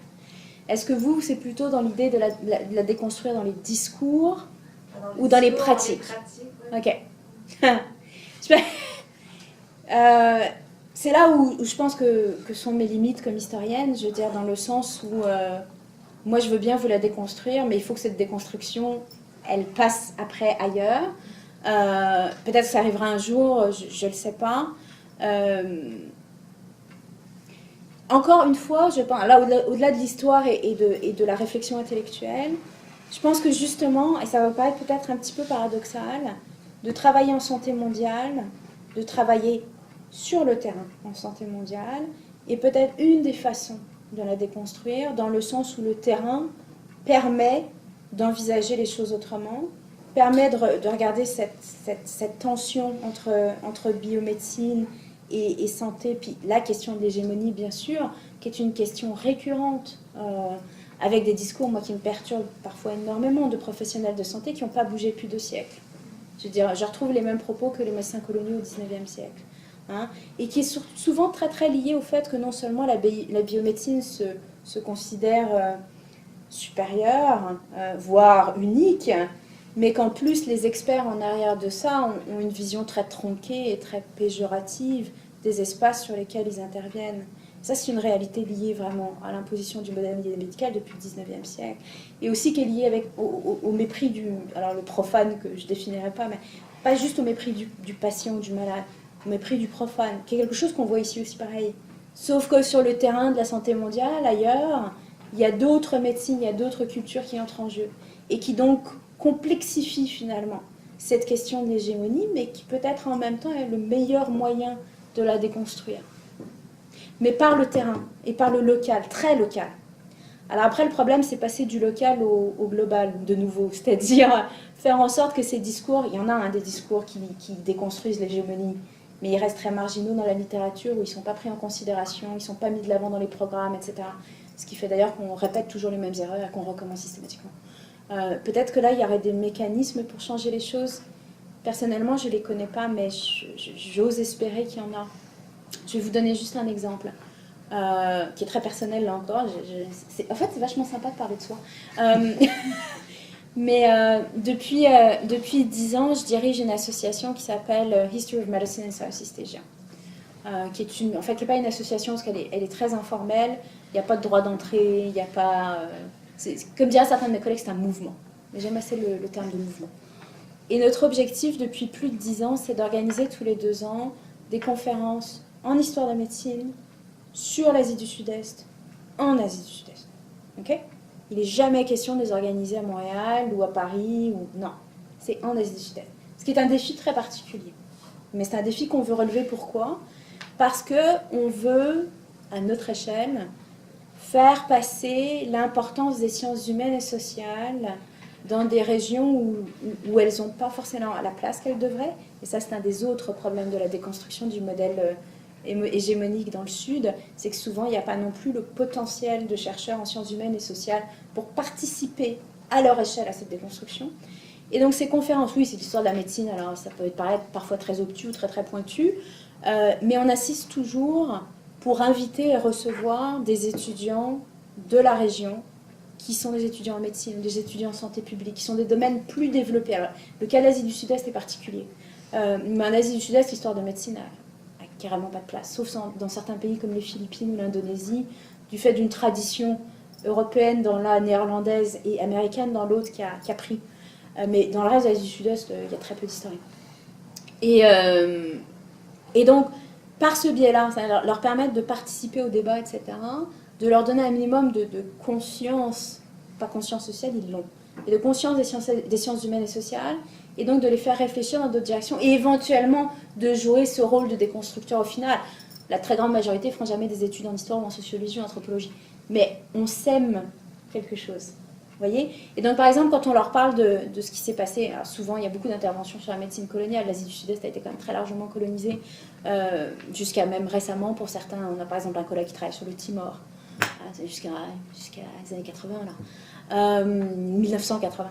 Et donc, ça leur permet d'entendre des choses qu'ils entendent encore, et de dire « Ah, mais ce qu'on vit, nous, ça ressemble au 19e siècle. » Ben ouais, c'est justement ça le problème. Et donc d'avoir des discussions souvent très très informelles après la conférence ou pendant la conférence pour leur donner ce sens de la recherche en sciences humaines et sociales, des objets qu'on travaille, etc. Et pour qu'après ils soient capables, eux, d'avoir les outils pour participer à cette déconstruction. En même temps, il y en a qui veulent pas déconstruire. Alors il faut aussi, voilà, il ne faut pas forcément toujours déconstruire. Il faut faire la part des choses. Il faut toujours avoir ce petit ingrédient critique, minimalement. Surtout dans des pays où l'accessibilité aux soins biomédicaux continue de poser problème. Où les grandes décisions préventives, alors on peut prendre le cas du palu, Zika, c'est des cas assez révélateurs à cet égard, où la biomédecine continue dans son obsession d'une prévention ultra technologisée, etc., alors qu'au final, il faudrait en partie prendre en considération les déterminants sociaux, l'environnement, les transformations écologiques, le réchauffement de la planète. On le sait, hein, mais on ne le fait pas.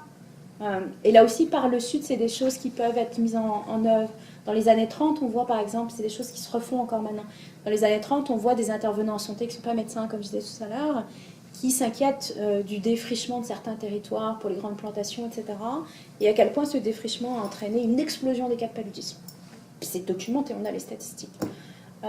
Et qui donc interpellent les médecins qui sont en charge en disant « Mais regardez, il y a un lien de cause à effet. » Où on a asséché les marais, etc. Et puis les anophèles, ils sont allés se promener. Il y a un lien de cause à effet.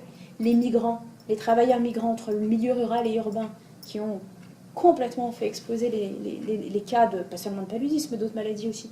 Et ces choses-là, ils les mettent en évidence. Bah, là encore, c'est des choses qu'il faut, malheureusement, il faut les répéter, mais c'est des choses où, avec un minimum de repères sur ce qui s'est déjà passé, et qu'on n'a pas forcément pris en considération, à terme, du moins je l'espère, sinon j'arrête tout de suite de faire ce que je fais, les choses vont changer.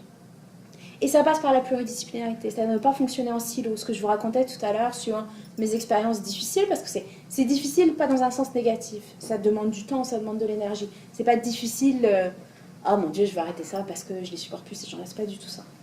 Mais ça demande une adaptabilité constante. Mais cette perméabilité dans les disciplines, de rencontrer des gens en santé publique, de participer aux mêmes conférences, de parler sociologue plutôt qu'historien, etc. Au final, on est plus entendu qu'on ne le serait, et on arrive à instiller cette petite graine ou cette petite critique, etc. Pas chez tout le monde, mais au moins chez certains. C'est comme ça que ça va progresser, à mon avis. Donc l'interdisciplinarité, c'est ça la clé. Merci. Est-ce qu'il y a d'autres interventions ? Oui. Mon nom est Charles, Oui. Je suis vétérinaire de formation et puis je fais un doctorat ici en bioéthique. On s'intéresse aux conflits d'intérêts dans la recherche médicale et dans la pratique médicale. Est-ce que dans votre réflexion, dans l'histoire, est-ce que le concept de privilégier des intérêts secondaires plutôt que les intérêts des patients, est-ce que c'est nouveau, ça a toujours été, ou en avez-vous parlez-vous dans votre livre? Non, j'en parle pas. Je parle un tout petit peu d'éthique, mais d'éthique médicale, mais très peu. C'est pas quelque chose sur lequel je me suis penchée véritablement. Pas parce que c'est pas intéressant du tout. Hein. C'est que je me sentais pas outillée pour le faire. Je pense que c'est des questions qui ont toujours existé. Pour l'historien, ce qui est problématique, c'est les sources. On en revient toujours à la même chose. C'est que tout ce qui touche, que ce soit au conflit d'intérêts, à l'éthique médicale, à l'éthique dans la relation thérapeutique, etc., on a très très très peu de sources avant l'existence de textes sur ces questions-là ou de recherches sur ces questions-là. Et donc, par exemple, sur le 19e, c'est très très difficile de se pencher sur ces questions. On peut supputer beaucoup, mais au-delà de ça, c'est difficile. Il y a par exemple, il y a des gens qui ont fait des trucs pas mal par contre, mais voilà, c'est beaucoup d'hypothèses, qui ont essayé de rapprocher les discussions sur l'éthique médicale alors on va plus loin que ce que vous me demandez, mais l'éthique médicale dans la relation thérapeutique à distance. Qui est une question fondamentale à l'heure actuelle, par Internet, etc.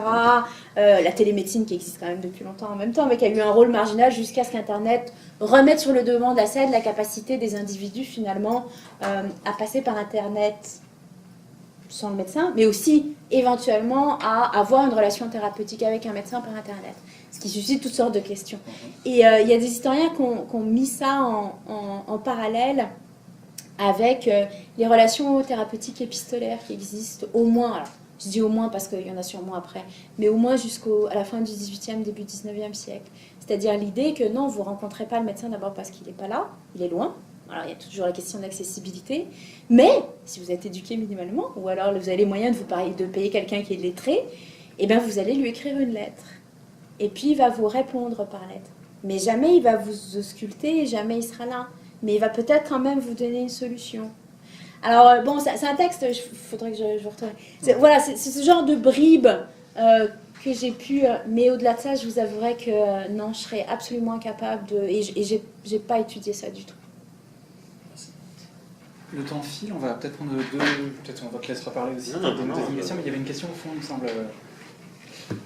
Thomas. De Thomas. Oui, Thomas, doctorat en anthropologie médicale, entre autres. Merci beaucoup. Ça va de quoi de voir tous. Différentes questions, j'en sélectionne juste deux petites, très poignantes pour le coup. Donc une plus au niveau de la question, tu en parlais tout à l'heure, de la distinction entre expert et profane. On sait très bien que la distinction entre expert et profane, les anthropologues ont toujours eu beaucoup de mal à se positionner, parce que parler profane, ça veut dire qu'il représente une expertise biomédicale, etc. Donc, on va parler de savoir populaire, tout ça. Comment toi tu te positionnes par rapport à ça? Les sociologues ont peut-être moins de tabous, moins de mal à nommer peut-être plus le côté profane que les anthropologues, que c'est mon point de vue. Donc, comment toi tu te positionnes par rapport à ça, surtout dans une ère où on célèbre l'individu qui est censé être un expert autant qu'un médecin? Première question. Deuxième question, qui est plus au niveau donc, de la question de recontextualiser les choses et les localiser. Dans la littérature sur les MAC, médecine alternative économique complémentaire. Toute la littérature européenne qui s'intéresse un petit peu à l'Amérique du Nord et notamment au Canada, oublie complètement de recontextualiser les choses. Notamment la distinction, moi ça me frappe, notamment toute cette thèse-là, l'absence de distinction entre le Québec et l'Ontario. Et on sait très bien que tu parlais de l'accessibilité des MAC, et il y a une différence majeure, justement, dans cette position au niveau des aires géographiques, politiques, historiques, etc. Et coloniales. Et donc je m'intéresse à cette position particulière du Québec, qui finalement est entre le Canada anglophone, les États-Unis et l'Europe. Et la France. Ouais. Pas juste l'Europe, parce qu'il y a aussi les influences britanniques qui sont intéressantes, même au Québec. Et on voit vraiment cette histoire, et personne n'en parle, il n'y a pas d'études là-dessus. Non. Alors que pourtant, on se rend très bien compte que, si je prends le cas concret de la naturopathie en Ontario est beaucoup plus reconnue, et voire même parfois remboursée au Québec. Puis si tu vas du côté de la Colombie-Britannique, alors là, tu es encore dans un autre univers. Ouais. Donc, c'est ça, commentaire, question. Ok. Alors sur expert profane, alors c'est sûr que là, je veux dire, Alexandre l'a pas souligné, mais ça c'est le côté vraiment anthropologue chez moi. L'idée que tout le monde est expert ou tout le monde est profane, qu'on est forcément les deux, ou que c'est pas clair de jusqu'où on va. Alors j'utilise quand même expert et profane parce qu'au bout d'un moment, on a beau dire ça, il faut bien utiliser quelque chose. Hein. Mais ce sur quoi j'insiste, c'est vraiment cette idée de passage de l'un à l'autre. C'est-à-dire que le médecin peut être expert, mais il est aussi un malade.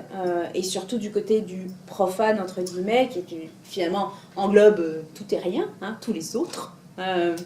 Eh bien, ils peuvent être experts à plusieurs niveaux. D'abord, experts de leur maladie, experts de leur expérience de vie. Voilà, bon. C'est sûr qu'après, on a quand même du mal à se défaire complètement de cette dichotomie-là. Je pense que dans le livre, au moins, je mets le doigt sur le fait que, attention, ça ne veut pas forcément dire ce qu'on croit, puis surtout, les frontières sont très, très poreuses.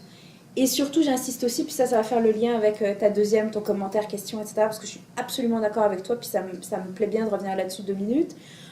c'est que par rapport à la notion même d'expertise, par défaut, là encore, c'est une autre indissociabilité inconsciente, quand on parle expert en santé, c'est biomédecine. Alors l'expert en MAC, médecine alternative et complémentaire, whoop là, il est peut-être thérapeute alternatif. Est-il un expert? Il est expert de ce qu'il est. Après, on est d'accord, on n'est pas d'accord. Mais il a une expertise. Donc ça, c'est des choses que je mets quand même de l'avant, dans une ambition très, très politique aussi, c'est clair, parce que je pense qu'un des problèmes qu'on a, c'est de jamais être capable de penser cette perméabilité entre les deux notions. Puis c'est une réalité très associée au modèle biomédical. Il n'y a aucun doute là-dessus. Je veux dire, pas du jour au lendemain, mais l'imposition de ce modèle-là a fait que le patient est devenu ignare. Il est devenu bête. Oui, mais en même temps, je trouve qu'on tombe dans une ère, là, en ce moment. Oui, on est en train de prendre le contre-pied là-dessus. Oui. On ne peut plus. Non, c'est vrai. Mais c'est pareil. regarde, pour moi, comme historienne, on est sur les deux pôles d'un même continuum. C'est-à-dire qu'on est incapable de véritablement se poser la question de savoir ce que ça veut dire. Parce que le patient revendique d'être un expert. Oui, mais ça veut dire quoi exactement? D'accord? C'est parce qu'il veut l'étiquette de l'expert. Oui, mais au-delà de ça. Alors, et je trouve que de regarder l'histoire de médecine alternative et complémentaire permet de faire la lumière sur certains aspects à cet égard. Pour revenir sur ton commentaire sur la spécificité du Québec qui n'est pas mise de l'avant, je suis tellement d'accord avec toi. Et dans le livre, alors ça paraît peut-être pas à ce point-là, mais c'est une chose sur laquelle je voulais, en prenant souvent quand même le cas du Québec, mais c'est quelque chose qui à la fois me fascine, me perturbe et m'interpelle dans mes projets sur la rougeole en ce moment et sur l'anti-vaccination. Alors tu vas me dire, oui, il y a un lien avec les médecines alternatives et complémentaires, pour la bonne raison qu'on met toujours en évidence qu'une des raisons pour laquelle les gens refusent les vaccinations, c'est parce qu'ils sont super à fond dans les médecines alternatives.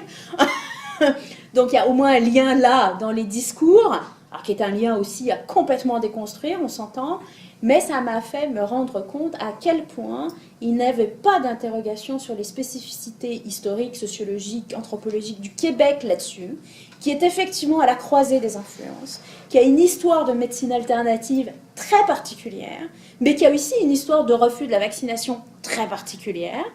Et donc, un de mes objectifs, c'est de mettre de l'avant, et là c'est une autre ambition politique à un autre niveau, mais de dire, ça suffit, il va falloir qu'on mette ça en avant. D'abord parce qu'effectivement, ça va avoir un rôle à jouer non négligeable sur l'évolution du système de santé et des pratiques de santé. Il faut qu'on mette de l'avant les spécificités de l'histoire de la santé au Québec. Et puis parce qu'en histoire de la médecine, c'est une bonne chose que le Québec soit sur le devant de la scène, ne serait-ce que justement du fait de ce nœud d'influence qui est absolument fascinant et qui, à mon avis, enrichirait énormément la réflexion en sciences humaines et sociales. Et ça, effectivement, moi aussi, je suis toujours dépitée de voir à quel point c'est pas mis de l'avant, du tout. Et donc, le projet sur les refus de la vaccination que tu connais ou que tu as connu, il est étendu à 4 provinces maintenant. Et donc, plus on étend à d'autres provinces, plus on se rend compte des spécificités du Québec. Et c'est ça aussi qui est fascinant, c'est qu'on veut vraiment montrer qu'il n'y a pas de linéarité à l'échelle canadienne. Puis même si on veut tous être d'accord là-dessus, après, il faut le démontrer. Sur le plan légal, sur le plan juridique, mais aussi dans la façon dont les systèmes de santé se sont construits, mais aussi dans les repères par rapport aux médecines alternatives, par rapport aux vaccins, etc. Il y a des histoires à la fois parallèles et à certains moments connectés qui sont très très intéressants. Sur l'obligation vaccinale, par exemple. D'abord, je me suis rendu compte que mes collègues à l'extérieur du Québec ne savaient pas qu'au Québec, on n'avait plus d'obligation vaccinale, c'est quand même assez fort. Et donc, dans les conférences en santé publique, tout le monde fait « Ah, ouais, Québec, obligation vaccinale ?» Non, depuis 1972. Et donc, il y a aussi une vraie ignorance des autres sur ce qu'on est, mais bon, ça, on le savait, et qui va jusque-là.